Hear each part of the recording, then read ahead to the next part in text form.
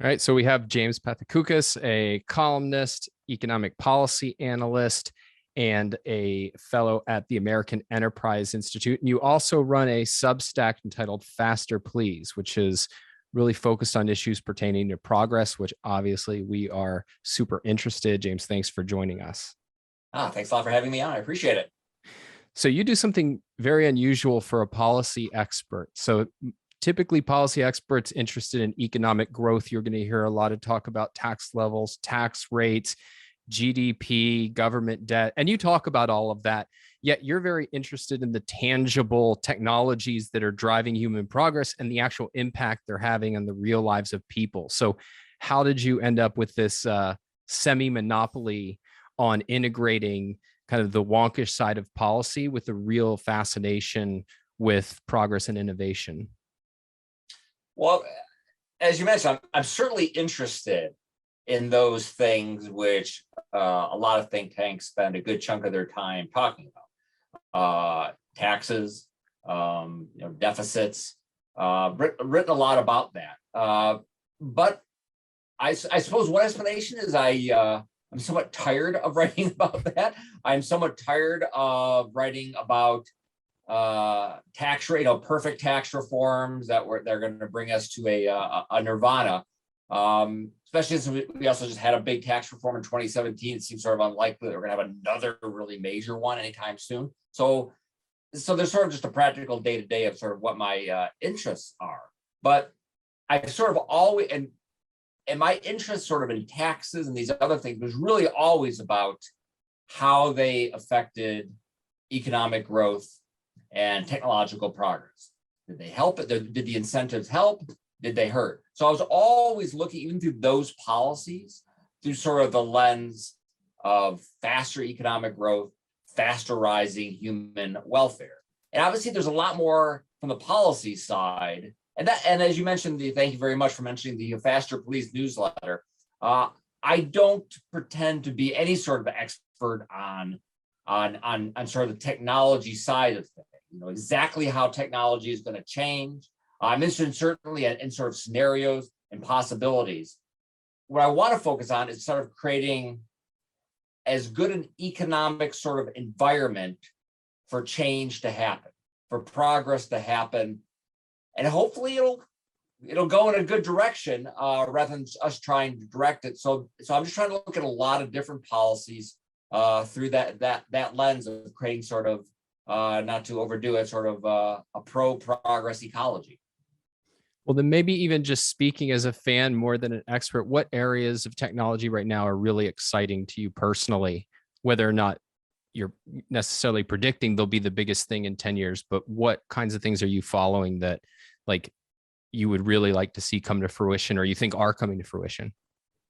Well, what's interesting is I've been looking a lot and reading a lot about sort of the classic post-war futurists, and it's sort of a phrase which people used to mock. A lot of times they'll mock someone now if they call themselves a futurist. And the profession's changed a lot over the past half century. It used to be a profession where it was very much taken seriously by policymakers. Then it started not to be taken seriously by policymakers. They tended to be overly gloomy. They tended to focus they tend to become more sort of anti-capitalist. And then futurists became sort of almost like marketeers. They focus on sort of these very narrow slices of the market, trying to predict what kinds of products or what fads would happen next. But if you read sort of those late 50s, 1960s futurists, and that's everybody from Asimov, Clark, Herman Kahn, even Walt Disney, the kinds of technologies that they were assuming would be an important part of our lives today are kinds of the technologies that are getting me very interested today. Whether it is CRISPR and sorts of genetic editing technologies, whether they're advances in energy, whether it's fusion or geothermal, and heaven help me, I used to talk about things like space solar as kind of a fantasy technology. Well, maybe not. And also because of the huge decline in launch costs, I've been doing a lot of work at AI, holding a lot of panels on on the future of a space economy, whether that's hopefully a lot more than just tourism. Hopefully it's everything from a lot more people living and working in space, factories in space. So I've been doing, so that really, and that obviously was at the core of a lot of those projections of a half century ago, was that we would be very active in space, not just exploration, but living and working in space, and to be an important component of our economy. So I guess that is exciting and a lot more exciting and a lot more important than I probably thought it would be 5 years ago. So I don't know about my technology forecasts probably aren't very good, but that's I certainly find that very exciting. It was interesting. We were talking to Tyler Cowen a little while back about this, and he thought that, the prospects of space are overrated. What do you think is part of my view is that you can't ever predict exactly what's going to become most valuable about an innovative enterprise until it actually takes place. But just based on what's happening now and what speculations are, what do you think are kind of the most exciting prospects there that would actually not just be interesting scientifically, of which certainly I think there's a lot of fascinating things happening, but boots on the ground economic progress? Right. I think, and that is exactly the question you just asked me is a question I always ask people, sort of, what will be the absolute, killer application? Already there's forecasts, and a lot of these are because of the satellite industry, that it's going to be, $1 trillion economy. Well, what's going to take it to a multi-trillion-dollar economy? Is it going to be tourism? Is it going to be, manufacturing in space? Will we end up finding there are things we can only manufacture in space that will be highly valuable? So I think looking at it from sort of our side, I don't know. I absolutely don't know. But I think you make an excellent point, is that it's almost impossible to know, and you need a great deal of humility about making a forecast that this will be the killer app. I don't know. I'm excited to find out. And I think it's an area of tremendous potential that we are actively pursuing in a way that I haven't seen in my lifetime. I don't know. Maybe that's it. Maybe it'll be $1 trillion because of space internet and because of satellites, and getting that next trillion is going to be really, really hard. But I think it's obviously a lot of people, and the market's sort of deciding this in a way. There's tons of startups. There's a lot of enthusiasm. Doesn't mean that will pay off. Certainly, we've seen other sectors where there's been a lot of enthusiasm, and maybe it didn't pay off, or maybe it did not pay off right away, but it paid off 20 years. Obviously, the great example of that is the internet stock bubble, in which were lots of great ideas for things that people didn't know how big they would be. They thought they could be profitable, but the technology just wasn't there yet. Obviously, Uber wasn't the first company to think about ride sharing and using the internet, but the technology wasn't there yet. The bandwidth wasn't there yet. There were we didn't have the smartphones yet. So I think maybe that's where we'll be at. So we'll see if we have this conversation 20 years now. I hope there'll be a lot of killer apps. Yeah, that's the nice thing about being an intellectual in this space is you get points for being early, whereas if you're an entrepreneur, you go broke being early. So there's a certain kind of tragedy that we get to take advantage of. Also, there's not as many points taken away from you for being late. You can be a fast follower, and you can even be wrong. The example I always love to give is, listen, I'm in Washington, D.C., and I have been to a lot of conferences with people who were in think tanks in the 1980s, who wrote a lot of white papers about the Japanese economy, how we need to become just like Japan. Japan would become the biggest, most important economy in the world. They were not right, but it does not seem to have hurt their ability to be invited to conferences 30 and 40 years later. Yeah, I always kick myself a little bit because TV producers really like you to make predictions, and I won't make predictions if I don't feel very confident that I know what I'm talking about. So I don't get as many TV invites as the people who are willing to make bold, wrong predictions. Remember, I want a number and a date, but not both. That's the key. All right, just don't do both of those things. Where were you 10 years ago? 50,000. Just don't ask me when. Right. So I want to take a step back. I'm very interested in just your framework for thinking about economic progress and economic growth. But I want to start with a kind of wider question, which is, unsurprisingly, when people come to thinking about technology and innovation, usually their policy preferences happen to the ones that they say will promote progress and growth happen to coincide with ones that they've held anyway. Certainly, we're all vulnerable to that. How do you try to counteract your own confirmation bias when you're approaching these things? Right, that's a good point. I mean, maybe I think lower taxes, especially lower tax on investment, would be great for innovation. Oh, that's that's something I've thought for many years. I think sort of the way, I think it's just being very sort of data driven and evidence based, and looking at sort of the research, where the research takes you.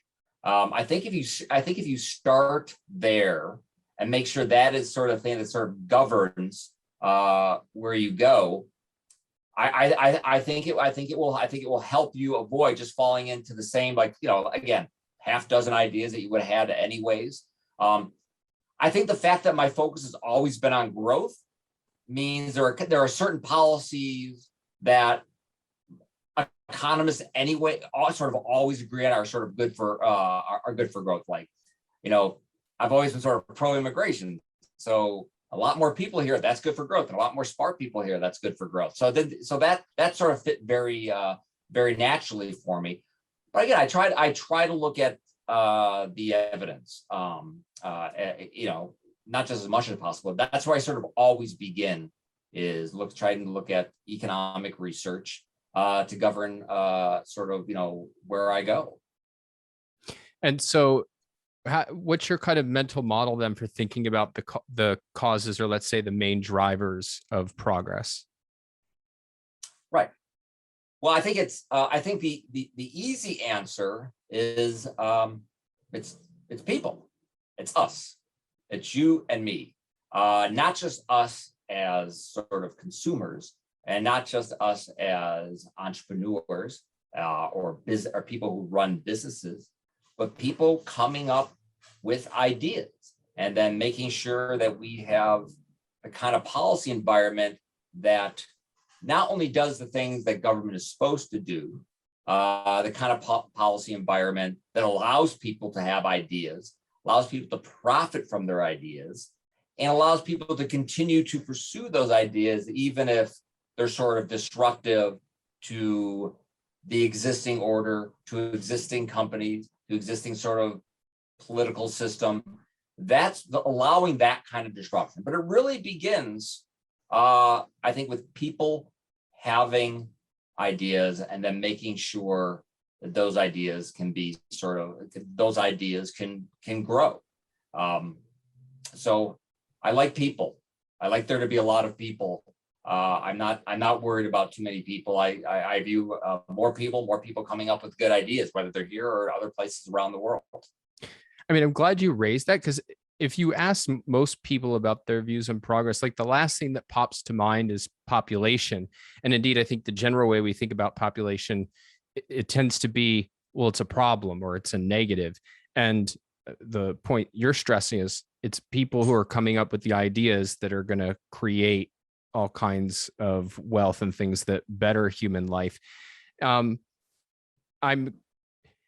curious as to, do you see that there's we have an issue where globally population's doing just fine, right? But in the countries that are really spearheading progress, there's a real concern, I think, about the state of population. What are your thoughts on, where countries like the US and Western Europe are in 30 years? Yeah, it's amazing how that idea that people are a problem, that population is a problem, how persistent that idea and sort of invulnerable to counter evidence that idea is. Again, it really stems from that sort of that post 1960s kind of pessimistic turn. I think partly driven by the rise of kind of the old-fashioned environmentalism movement. But I think that if you were going to be negative about growth, you would say, oh well, that's because we're we're going to have stagnant populations. They tend to be older populations. They tend to be less innovative. There'll just be fewer people than otherwise sort of come up with the next big idea. So I think that's a very important, I think, thinking about population, especially making sure that places which are high, it's really almost the same with, wanting our high productivity cities to be bigger. We actually want our high productivity economies to be bigger. So when someone comes here who is an entrepreneur, who's a scientist, that's good for us, but that's also good for everybody else in the world, because if they're coming to a place where will make it easier for their ideas to be put into action, then the benefits will be to everybody in the world. So I love when people come here, because I think the U.S. is still, and could be better, a great place for ideas to be cultivated and to germinate. So yeah, more Americans. I don't know if we need 1 billion Americans. I think the more Americans, the better, and we need to be a great, a magnet. Continue to be a great magnet for talent. If we're not, I think that's bad news. I mean, unfortunately, it seems to be a really unpopular view amongst people who are more free market leaning today. The immigration for the last decade, at least, has, I think, had a bad name. And I worry about, particularly if you look at Silicon Valley, where I think something like 50% of the entrepreneurs have been immigrants, where we're putting up barriers to that. I mean, if you played back the tape and said, what if we did that 30 years ago?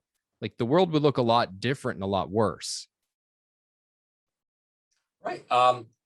It is bizarre, given that how important it is. I think for a variety of reasons, not just because they create good jobs. You could argue for national security reasons, for all sorts of reasons, that the U.S. is on the technological frontier, and how important it is that smart people want to come here and be part of that and help push that frontier forward. This sort of and it's weird sort of how the immigration debate has progressed, because initially it was sort of, well, we don't want people to come here illegally. It's almost a law enforcement, people respecting our laws kind of issues. And then it sort of became, sure, if smart people want to come here legally, but even if low-skilled people come here illegally, we don't want them. So we really just want smart. Now it's like, well, maybe we don't want the smart people either, because they make it harder on our smart people, and they won't vote a certain way. And they're helping Silicon Valley. Now maybe we really don't like Silicon Valley because we don't like their politics. So it's I think there are few economists who are interested in growth and think growth is a good thing. So they're not degrowth economists or something, who think growth is a good thing, who, when you ask them for their 5-point agenda, I mean, and I have a podcast too, and by the end I'll say, hey, what's your 5-point agenda? I mean, it's very rare that immigration, especially high skill immigration, but really immigration of all sorts, is not on that agenda. So I think it's very hard to say that you have at a think tank which is classified as center right. And I certainly talk to a lot of Republicans who to this day like to call themselves pro-growth. I think it's very hard to call yourself pro-growth and think, immigrants are a problem. That is just so fundamental to the American economy, to why we have a Silicon Valley. To say, like, I think that's bad, and I think in 1965 we should have kept immigration laws really tight, and we should have kept the economy closed. I think it's very difficult to hold those two thoughts in your head, being pro-growth and anti-immigration. Well, it raises a really interesting question, because the way you kind of described how you think about progress, which I'm very sympathetic to, indeed, I would say I'm in agreement with, which is that it's people being able to put ideas into practice, benefit when they're successful, and be able to test out a lot of things, even if they're disruptive.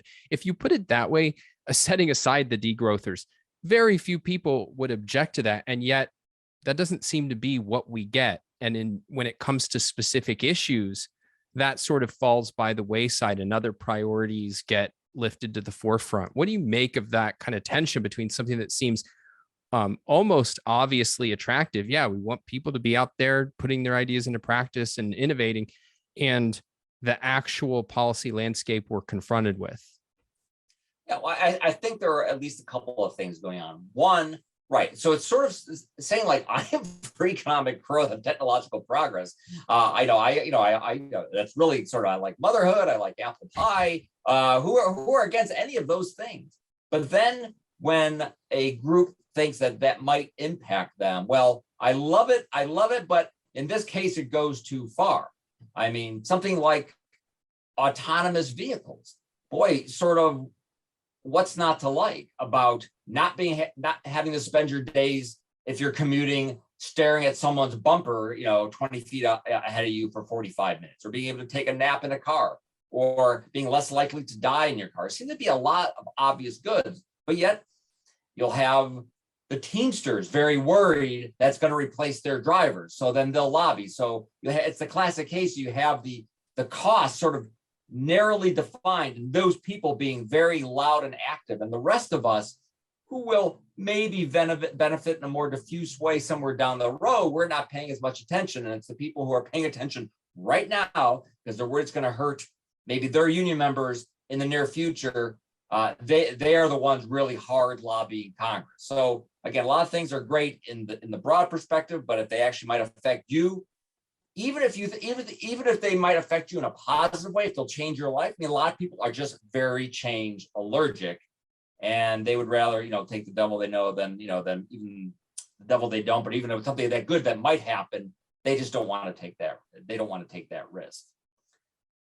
And then I think you have people who think, "Ray, hey, I love innovation, progress. I want companies to invest," and they think it kind of just happens, and that no matter what Washington does, all the good stuff will continue to happen. That no matter how Washington regulates, no matter how Washington invests, no matter how Washington taxes, that all the stuff they like will still happen. That that all these entrepreneurs will still invest. They'll still create big companies that hire lots of people. And there seems to be a disconnect to believing that those incentives or disincentives might have a big impact in the real world. I mean, if you've talked to members of Congress who might be on the furthest left, they'll still say, "Well, listen, I'm not against successful companies that as long as they're not harming the environment or something. But I believe in these other things." But they don't seem to connect how other things they want may have a trade-off. So I think the lack, and I know you're very active on Twitter, so you kind of have an idea how economics gets portrayed on Twitter, and the criticism of quote unquote sort of Econ 101, which are things like incentives matter, that in decisions there are trade-offs. Those ideas that there are incentives and trade-offs, unintended consequences, which seem to be sort of very basic theories, just don't seem to make an impact on a lot of policymakers, even though they think that should be like the first thing they should think about. It reminds me of, I think, a really profound point Peter Thiel makes, and I might get his terminology backwards because it's a little vague, but he talks about the difference between definite optimism and indefinite optimism. Indefinite optimism is the idea of like, yeah, progress is going to happen. We just kind of sit back and it will happen automatically. And we don't have to go out there and make it happen. We don't have to be concerned with policies that are going to restrict it from happening. And he contrasts it with definite optimism, which is we need to formulate a vision of the future we want to build. And then we have to go out and build it. And we have to get rid of anything that prevents us from building it. And it reminds me of the point you made about the futurists in the 50s and 60s, right? They're painting a picture that's like inspiring and getting people, revved up to like, let's go build that and create that. And if you look at, like, I listen to a lot of interviews with people in technology, people in the space program, and like often they'll cite, yeah, as a kid, I was really influenced by this science fiction writer. You've actually written about just the role that science fiction has played in past, progress? And what are your thoughts on kind of what role it's playing now and could or should play in the future to kind of move us towards another round of definite optimism? Yeah, it's a thing where I don't have a study that says it played an important role. All I have is all these entrepreneurs and technologists saying, boy, it really played an important role in inspiring me. So at some point I have to believe that, yeah, the kind of culture you have, particularly that aspect of the culture, which is painting an image of the future, is pretty important. It's just like, with your own career. Like if you don't have it doesn't have to be specific. And that's why I tell my kids, you don't have to know exactly what you want to do, but you sort of want to prepare yourself to take advantages of opportunities and kind of see where it takes you. But you have to have some sort of positive image of kind of where you want to go. And back in those immediate post-war decades, you had sort of this beautiful synchronicity between actual technological progress, fast economic growth, and a culture that was very supportive. So you had both the culture and the economy supporting each other. And I've written a few things. You just look at the kinds of. I mean, you mentioned Star Trek, which is kind of the classic example, which is also a really important example, especially when you have sort of these space billionaires, Bezos and Musk and other people in those sectors saying how inspired they were. People who were involved, were creating the first smartphone, saying how inspired they were by just the flip phones on Star Trek. But more than the individual technologies, it was a belief that not just tomorrow could be better, but that you could make it better, that there were solutions to problems. And if you just sort of, science the problem hard enough, doesn't mean you're going to create a utopia, but you can solve the big problems facing today, and then you see what the next problem is. Then you solve that, and then you see what the next problem is, and then incrementally, year after year, decade after decade, you realize you've made quite a bit of progress. So I think that's super important. And then I think we really did see that culture, begin to change for a variety of reasons. I think part of which it was sort of that late 50s, 1960s environmental movement, where not only did the futurist profession, which went from being painting those pictures and talking about the new technology, they became highly negative. The culture became highly negative. I mean, there were just a series of movies and TV shows and books, all of which tend to focus a lot more, not just on the threat of nuclear annihilation, but then the environmental catastrophe. And I think that matters. I think it's very hard to move forward as a society when people believe that it's not going to be very good, that all these new technologies will just make our life worse, that robots will only mean we're all unemployed, that genetic editing will only mean that only the rich people will get it and then we'll all be their serfs, that space just means we'll be creating these space habitats for rich people and everybody else will be stuck on Earth and we'll be really poor and fighting each other over scraps. Like if that's what you believe is a likely future and that's where progress leads us, well then maybe you don't really care about how much you invest in science, or care about the impact of tax policy and innovation, or care about if a regulation makes it harder to build. Well, so what? Anything they build is going to be bad anyways and make our life worse. One of the guests we've had on is Jason Crawford from Roots of Progress, who's really focused on helping people understand the history of progress. And one of the things you see with history is that, yes, every technology does have negative side effects, but those negative side effects are overwhelmed by the positive benefits. And then we become better and better able to deal with those negative side effects. I mean, you could even take, something like hydraulic fracturing, where, when it's first done, we don't have really an ability to control natural gas that's escaping very well and so on. And then they develop better and better mechanisms for capturing that and turning it into, safe economic uses.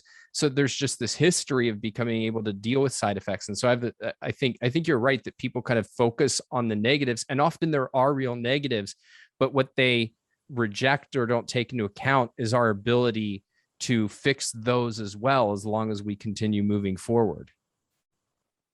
I think technology, technology bites back. That's fine. We should accept it. I don't think, and I doubt you are, that you're an utopian and think that we're just one breakthrough from all problems being solved and all of us living in perfect harmony and perfect prosperity. That I don't think anyone who's interested in any of this stuff, that's what we're saying. But what we're talking about is moving forward and making life better for more people, hopefully all people.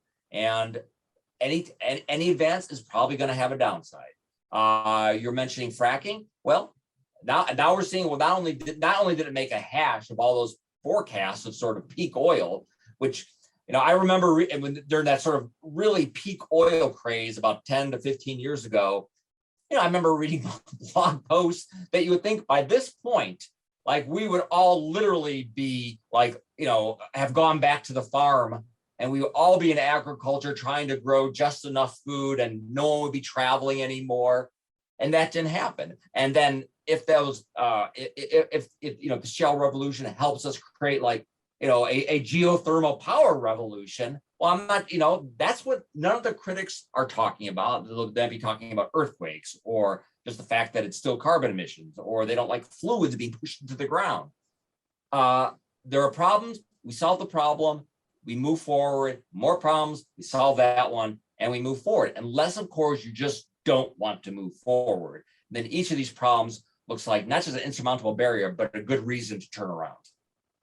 I want to pause on that just for a minute, because I've kind of set aside the kind of degrowth view several times, but I do think it's a real view, not just in the kind of people who are explicitly saying we should have zero growth, but there's kind of a bias against it that I think is really prevalent. And what tends to give it plausibility, I think, is exactly this issue, which is that our activities do have side effects. We can have a negative impact on our environment that we have to learn how to, improve so that we can remain healthy and safe and so on. But that gets entangled with the idea that the ideal is that we should never impact nature at all, and that anything we do is bound to come back and bite us, that we can never actually solve problems, and that it's all been, the past 200 years has been kind of this short-term delusion that's unsustainable. What is your take on why a movement that on the face of it is saying something that should be terrifying, which is, in a world where billions are still starving, we should stop improving? What explains the fact that that is not a fully marginal viewpoint today? Well, it's easier to see the problems than to see the solutions to the problems. So you focus, I think there's a kind of person who will focus the kind of, what is it in behavioral economics that people feel sort of losses more intensely than a few gains. Maybe there's, that's part of it. I'm not a psychologist. I think these are people who sort of deny also the amount of progress that's been made amazingly. They'll also deny, they'll say that that it's really still been a zero-sum game, that all the progress sort of humanity's made, particularly the past 200 years, has only been at the expense of somebody else through imperialism or exploitation of labor. So that view is also a lot more. I also say that view that sometimes people who don't like the Federal Reserve, they'll say, well, all the progress since like 1913 has all been kind of inflated money, and we're not really that better off. Now you're speaking my language, because I'm completely against the Federal Reserve, and yet it drives me nuts when I assume you think we're better off than we were 100 years ago. Right. So I think there's some of that kind of thing going on. And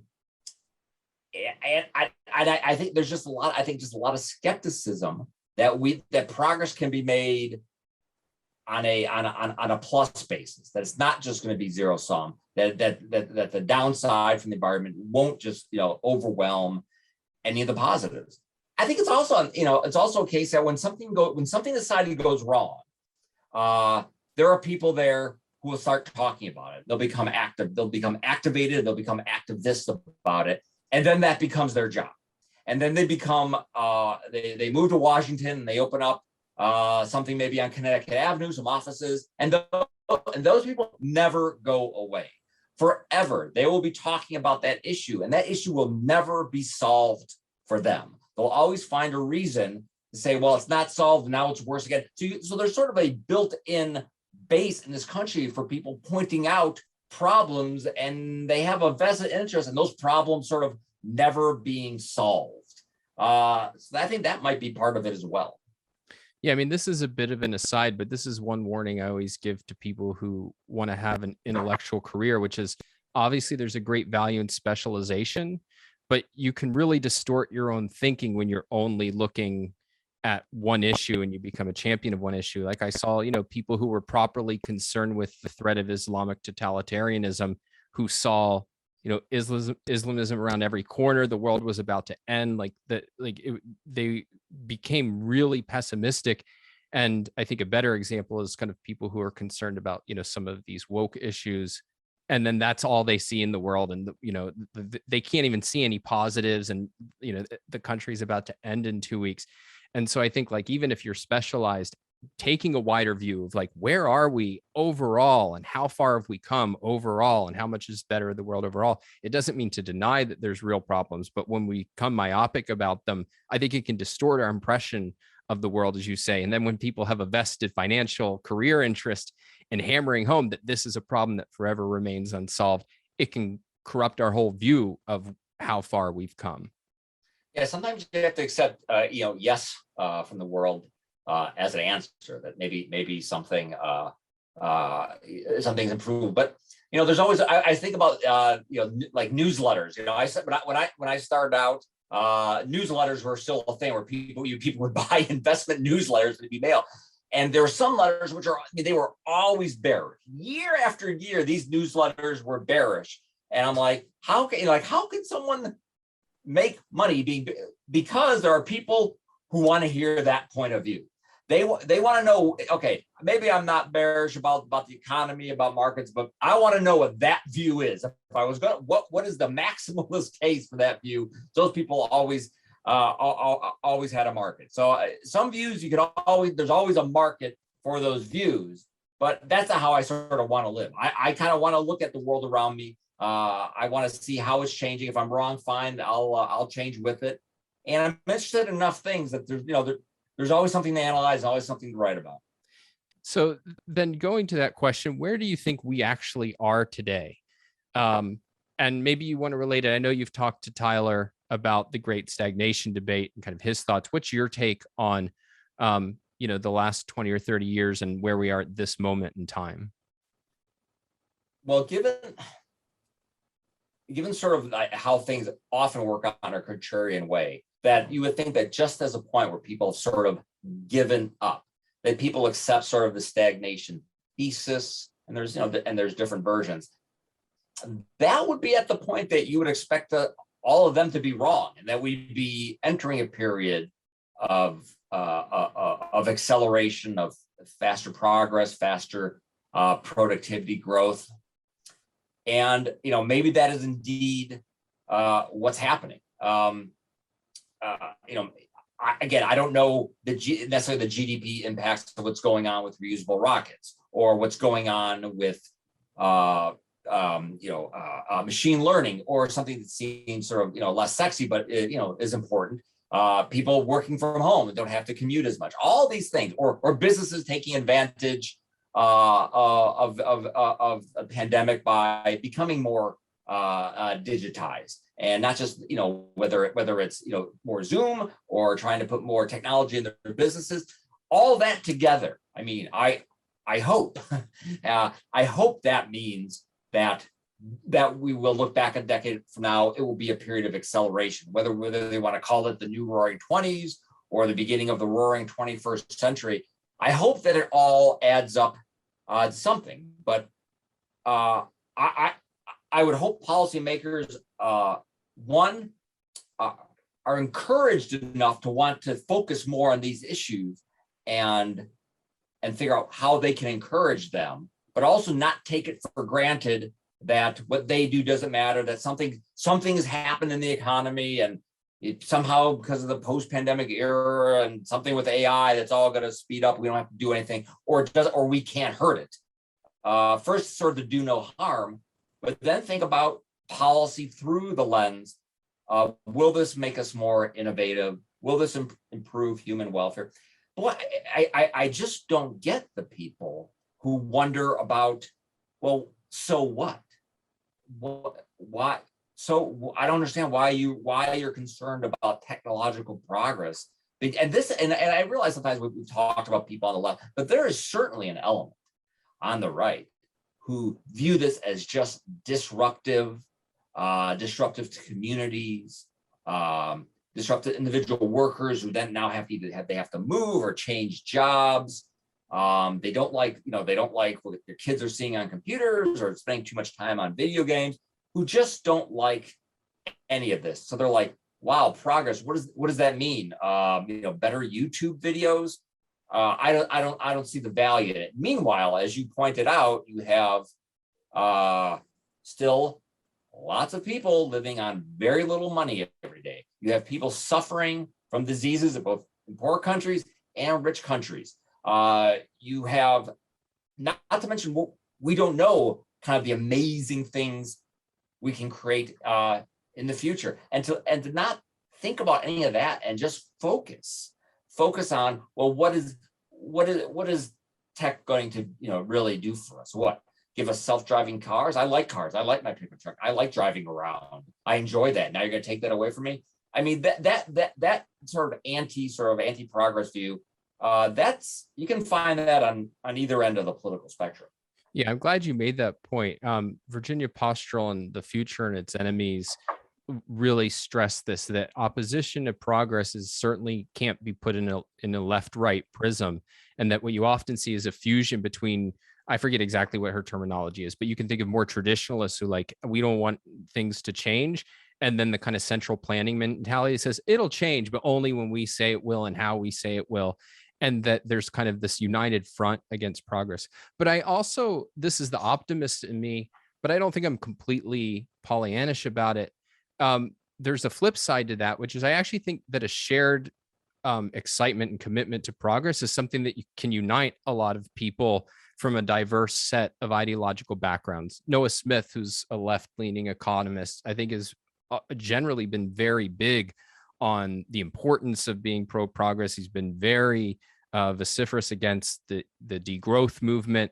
And so I do think there's this shared goal that a lot of people can, we can debate how to get there. And I think there'll be important debates about how to get there, but at least there can be that shared goal that, yes, this is something we have to be all in on, of how do we move ahead as quickly as possible, because it's so crucial to solving all of these problems that we face and achieving a lot of amazing things that we want to achieve.